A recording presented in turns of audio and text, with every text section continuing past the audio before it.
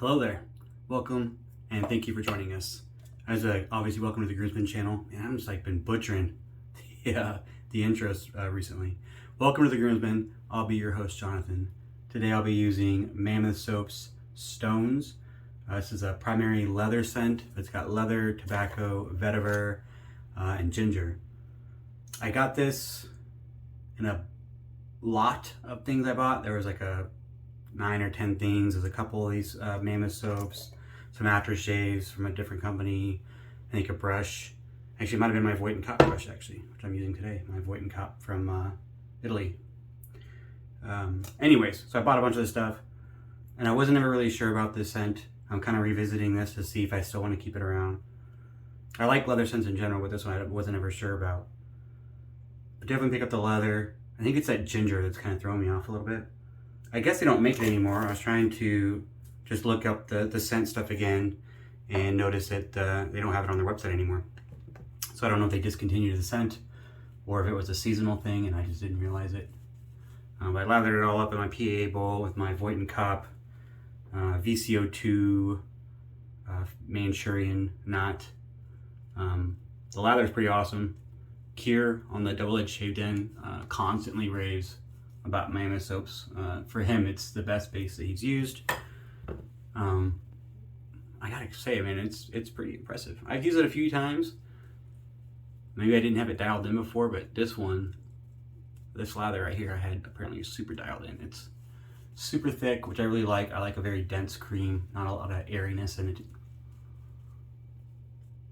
Feels really good on the skin.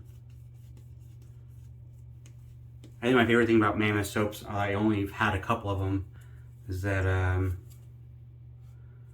it says on a little sticker on the back, and it's bigger on the newer tubs, but every sticker they have, or every tub of soap they sell, they donate $1 to fight human trafficking, which I think is fantastic. I mean, you can't argue with a cause like that helping out.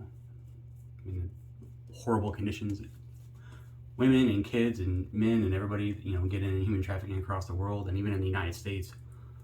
It's an issue that some people don't realize. So I like knowing every time I use a soap that company is, dedicated a portion of their proceeds of every soap ever. It's not like a limited time thing. It's a permanent thing that they do since they started, I believe.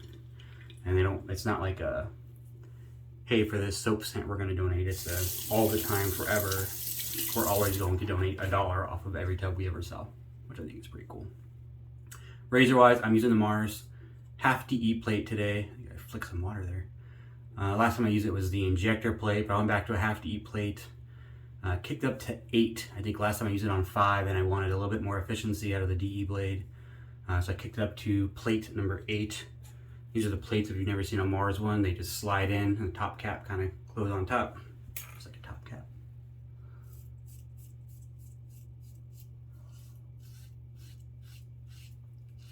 I've been doing a pass around with another Mars. I've been kind of organizing it and running it through the double-edged shaved end Facebook group just because it's an easy place to kind of chat with everybody and keep track of the list. And it's going pretty well. It's on second stop right now with Arthur Knowles, who's the owner of Azalea City Suds, another artisan soap maker. We also included some of the Azalea City Suds soaps in Splash in the pass around box with the Mars, so people would have a chance to try out an artisan razor and an artisan soap that they might not have used before. I think we got 8 people on the list right now. It's still open. If you're still curious about the Mars, you want to try it out, join the double-edged shaved den on Facebook. Or if you don't have Facebook and you don't want to get it, I can work something out. Message me here in the comments and we'll work something out. And I'll get you added to the list. And the current plan is to keep it at 10 right now, so we still got a couple extra spots.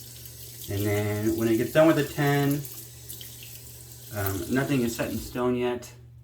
I've been talking with Rob Burns, the owner of Mars Shaving, the designer of the razor.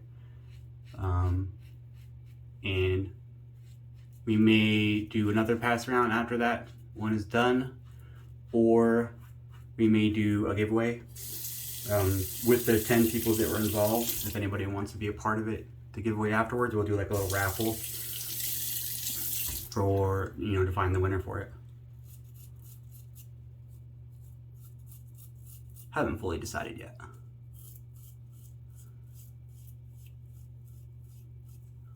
I'm liking this plate 8, by the way.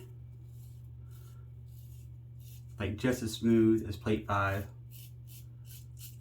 Just a touch more blade fill, like barely. Like you can feel it, you know it's there, but it's not like, you're not having to worry about constantly monitoring your angle or anything.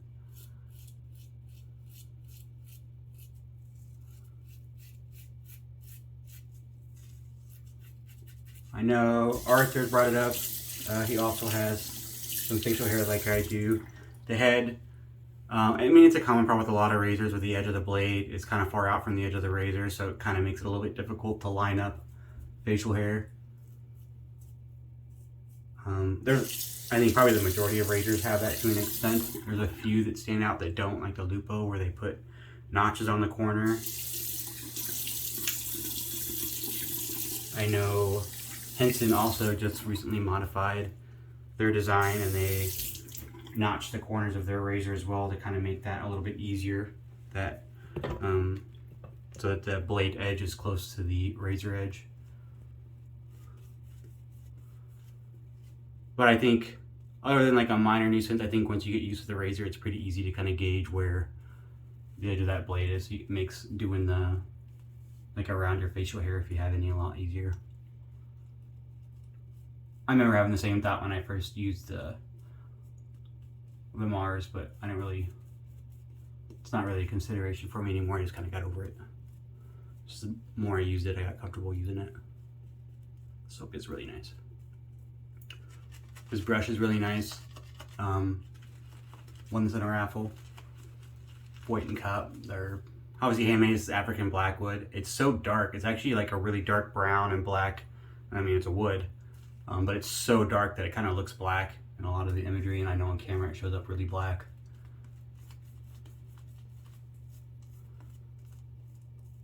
And it's got, I don't think it might be gold. I'm not 100% certain on the ring if it's gold or brass. It hasn't really tarnished. There's a cool little coin, Voight Cup coin in the bottom. Gold doesn't really tarnish. It can get dirty, but it doesn't tarnish like brass does. We'll see. I'm not fussed about it either way. Looks cool. The knot's super soft, no scratch. It's pretty soft, kind of like a silver tip. But the density kind of keeps that backbone there, so you can still do a nice face lather. That's your thing. It's the only Voight and Cop brush I've ever had. I dig it. I did just buy, I gotta think about it, Chisel and Hound. I bought a new Chisel and Hound brush off the Buy Sell Trade page. I think it was called Blue Beetle, but it's kind of that iridescent, shiny greenish blue that you would see on like June bugs. That shiny iridescent green. I dig green. My favorite color, so. I thought it was a really cool looking brush. Had the V12, I think, their version 12 Fanchurian knot from Chisel and Hound. And I've never tried their knot, so it was a double win for me. It's a good price, really liked the brush, and I was curious about the knot. I do have another brush from Chisel and Hound. This guy right here. But I don't have, the knot in there is not from Chisel and Hound.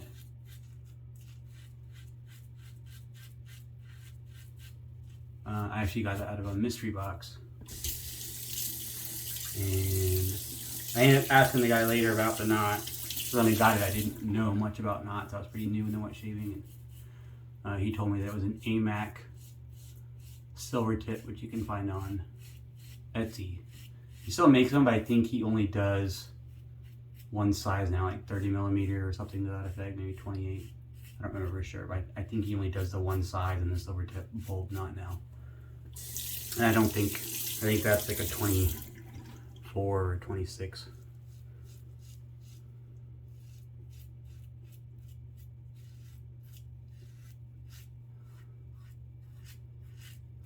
It's really smooth. I really dig this razor. It's different. I mean, I like different it's hard with safety razors. These things have been around forever. I use vintage ones all the time. But I like some of the modern takes, modern updates, modern designs, where they really don't let the designs of the past kind of rule their design for the future. Like he really went out like, this is completely different from any other DE razor I've ever used. There are always the other razors that use half DE. You got the Leaf, or I'm sorry, the Twig made by Leaf. Yaki makes a half DE style. There's several razors out there that use a half DE, so using a half DE is not that different. But the entire head design, the way the top cap works, the fixed blade angle, the base plates are removable.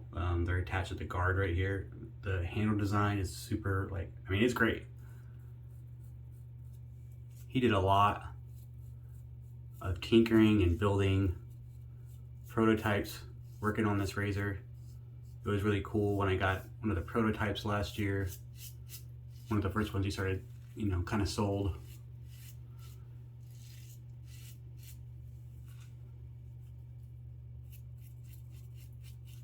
And you kind of, if you ever look at the Mars Facebook and scroll through, and he posted like all of his updates when he was working on things, and he tried something new and sent it to the guy that does the, I mean, I don't know if it's machining, but the guy that makes the razor parts for him. And then he'd get those parts and he'd try them out and see how they perform, see how they work together, make changes, send it back. Like, he had a lot. It wasn't like 5 or 6. Like, I think he did like dozens of revisions on like different parts. The way the base plates work, the way the top cap worked, the way the handle was shaped. Even the kind of beta test version that he released last winter. Well, he didn't release it, he did like a limited purchase.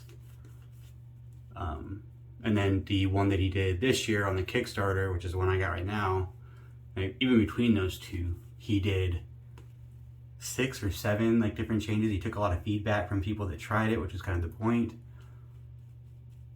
Initially, he only had the half DE plates, so he made it now, so there's half DE and injector plates that work in the same razor.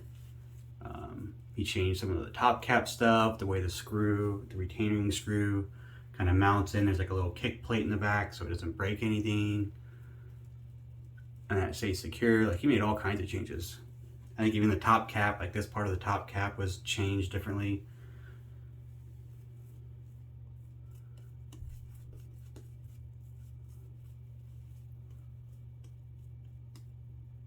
It was cool seeing like his dedication to that razor, you know, creation process. That he wasn't going to settle. He's still not settling. He's still, if you watch the comments on some of the videos I've done with this, he comments, he watches, he goes out there and he takes feedback that people give him, good or bad, and he uses it to incorporate for like his next design process. Like, he's constantly working.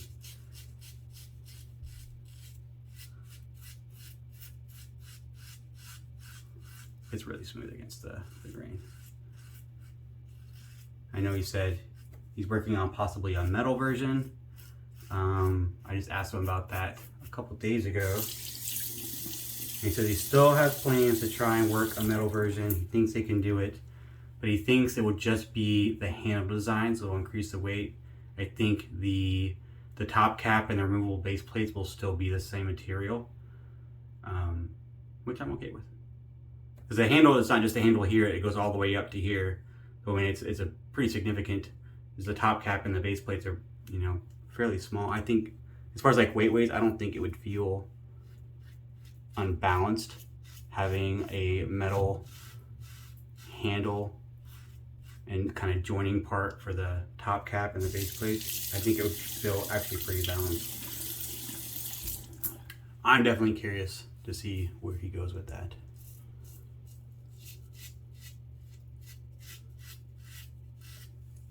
I really think, especially with the half DE, that this razor is like a masterpiece. It's pretty affordable. It's made in the UK. He's still working out his website and shipping options because it's been kind of just small orders. He did the one for the pre-order for the initial like beta test, and then he did a Kickstarter for this one. So he's still selling them, but right now I think it's like if you go on his order form and then get his email address and then kind of do like an order form kind of a thing with his email. He doesn't have like a full working like cart kind of system with all the parts laid on a website. He's still working on the website design. But they are there for purchase. He does still have some. I know he said he's still working on replenishing some of his stock for the colors. Well, I guess they ran into a snag with some of the coloring ingredients to do the options for that, and they had the maroon and a blue. I've asked for green, but I haven't gotten it yet.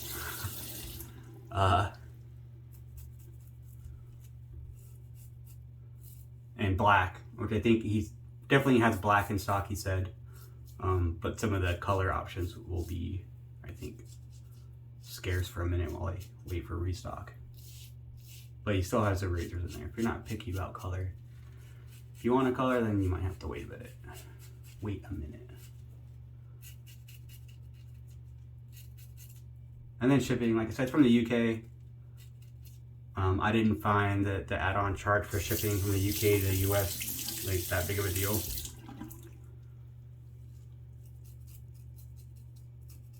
Takes a couple extra minutes, you know, coming over there. Got to go through customs, but I didn't have, from when I got the shipping notification, I didn't have any delays.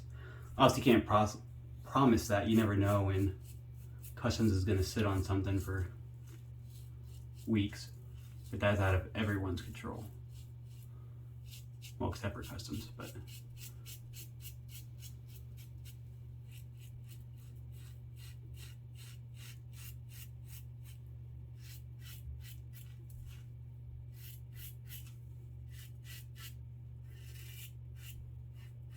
it's really loud.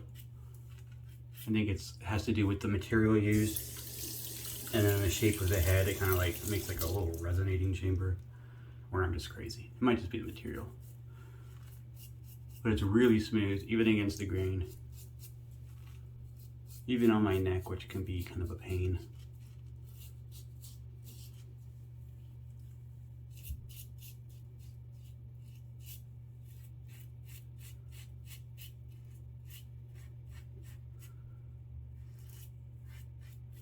Still have the all black prototype one. I thought about selling it, but he did a lot of changes between the current production model and that beta test, and the way the base plates were designed and the blade gaps. Like, it's more very precise and incremental changes in blade gap and exposure on the current version, and it was a little bit different on the old version. I don't want to give somebody something that, you know, isn't a good representation of what's available now. So I think I'll just sit on the shelf with a lot of my vintage stuff.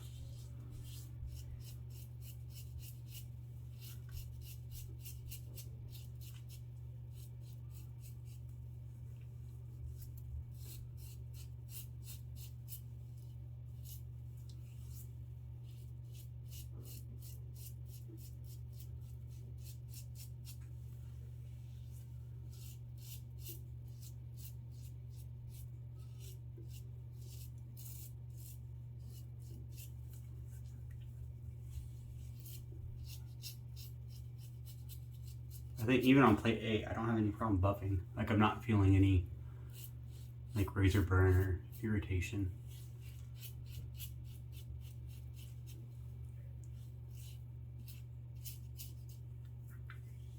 Man, that was a great shave. This is a really good razor. Can't say it enough. The design, while different, It might throw you off a little bit on that, on how to use the head, but seriously, I was talking to Arthur Knowles, or he did a review on the pass around one, and it came to him disassembled. And so he admitted, like, it took him a minute to figure out the assembly process, but literally like a couple minutes, like 5 minutes, you'll have it figured out. And then after that, it's like super easy to use. The base plate changing is like really easy, super easy to even like mid shave if you're like, oh, I want to step down between passes like some people do with adjustable razors, or like the 6S, the Rockwell 6S. You know, it's really easy to just unscrew that plate. The top cap just kind of, I'll just show you real quick. I'm not just going to disassemble the whole thing because I'm done shaving, but the top cap just slides right off. Blade, base plate, super easy. Just sits back on top. Resecure that little screw. Done. But that was a shave. Really, really nice. The soap was really good. The razor was really good. I'm gonna do a quick cold water rinse. I'll be back with the Stone's Balm. All right, I'm back. Thanks for sticking with me. Using the Stone's Balm. I actually didn't know or notice until today that the balms were made with Oleo out of Chicago, which they changed their name to Chicago Grooming Company. So I guess they just worked together to develop their balm, or at least this version of it. I don't know if it's the same with the current version. But it's got water, jojoba wax, esters, argan oil, hemp seed oil, olive, rosehip oil, shea, olein, kokum, carjana oil, some stuff I can't pronounce, some kind of alcohol fragrance with the alcohol, propylene glycol, a couple other things I can't pronounce. Like an interesting balm. The only two Mammoth soaps I have right now, I had the Indigo, Mood Indigo. It's kind of a blueberry scent. To me, it just reminded me of blueberry muffins, and I'm not really, it's not what it's listed as, but that's kind of the scent memory that it kind of made for me. I think I put too much balm on my hands. So I passed that one on. And then I have this one, which says that it's a leather, tobacco. Ooh, that leather and tobacco note really blended well in the balm. I didn't really get that in the soap. It's funny how that works with the aftershaves and the balm. Sometimes the fragrance oils come out differently. That sounds really nice, actually. I really like the scent on that. I got distracted, sorry. Leather, tobacco, vetiver, and ginger root. I might be missing one ingredient, but I really like it now. I didn't really get any of the tobacco in the soap, either off the puck or in the lather, but I do get it in the balm, and I think the tobacco really kind of changes and elevates that leather scent. It's nice though. It works really well. I mean, it's not too thick. Sometimes these balms get kind of like a lotion, but it's not too thick. It's more like a traditional consistency of a balm. Goes on nice. My skin doesn't feel greasy.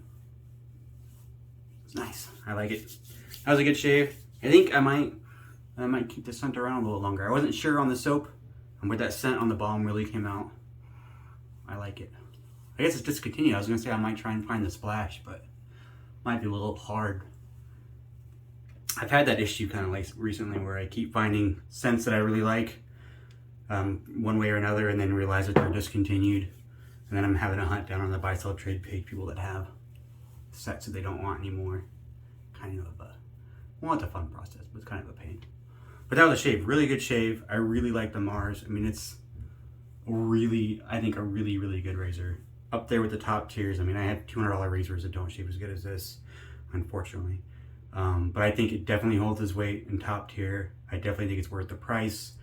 I mean, getting all 10 DE plates, all 10 injector plates, there's a lot of flexibility in that razor, a lot of different options and things to try out for, I think, $60 shipped. Like, it was, give or take, don't quote me on the price, but check out his website. It's pretty, like, I think, reasonably priced for what you're getting. I think it's a super cool razor. Go check it out. Thanks for joining me. I appreciate it. I hope you enjoyed the video. I hope you come back and check us out here at the Groomsman channel again. And I would certainly, us and the rest of the Groomsmen would appreciate if you hit those buttons. And I appreciate you tuning in, especially this long. Thank you. Appreciate it, and hope to see you here again next time.